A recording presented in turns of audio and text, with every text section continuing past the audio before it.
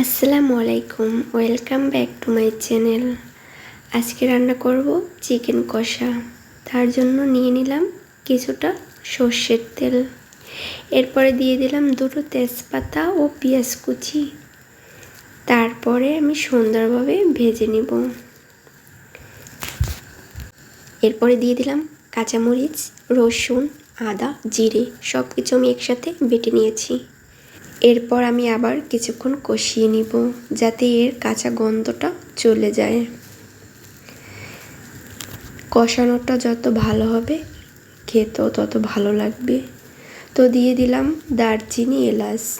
এরপরে দিয়ে দিলাম কুচি করা কেটে রাখা টমেটো। আবার কিছুক্ষণ কষিয়ে নেব। এরপর দিয়ে দেব স্বাদ মতো লবণ, হলুদ গুঁড়ো, মরিচ গুঁড়ো। আবার একটু নেড়ে চেড়ে দিয়ে দেব কষানোর জন্য কিছুটা পানি।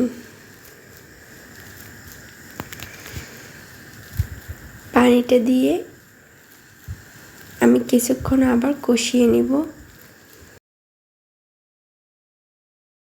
তারপরে দিয়ে দিলাম 2 টেবিল চামচ টক দই। টক দইটা দিয়ে একটু নেড়ে ছেড়ে আমি দিয়ে দেব চিকেনটা। তারপরে দিয়ে দিলাম 1/2 চামচ গোলমরিচের গুঁড়ো। এখন আমি সুন্দর করে কষিয়ে নিব যতক্ষণে না তেলটা উপরে ওঠে। তো আমার মাংসটা কষানো হয়ে গেছে।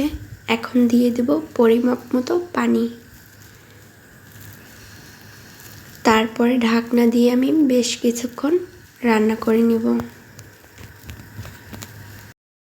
তো আমার রান্না করা কমপ্লিট। এখন নামিয়ে পরিবেশন করে নেব।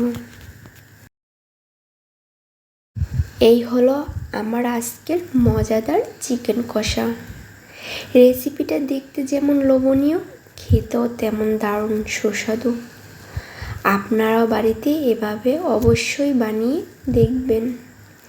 রেসিপিটা ভালো লাগলে লাইক, কমেন্ট ও শেয়ার করবেন।